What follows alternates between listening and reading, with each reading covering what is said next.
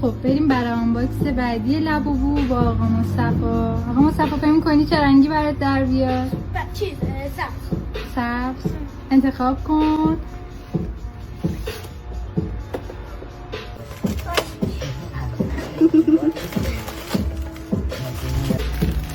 شیرینیاتون اومده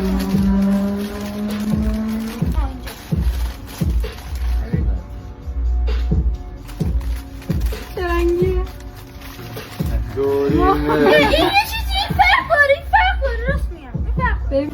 خب بریم برای آنباکس بعدی. آقا مصطفی یه صورتی اول براش در اومد، میخواد یکی دیگر هم آنباکس کنه.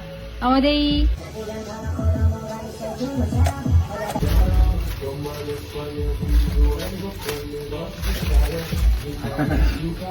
ببینم.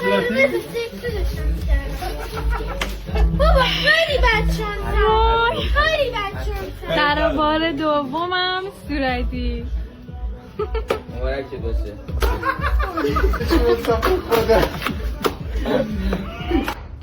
خب بریم برای سومی. بازم صورتی در اومد.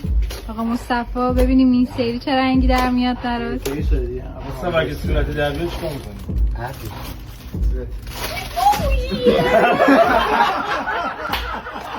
صورتیه؟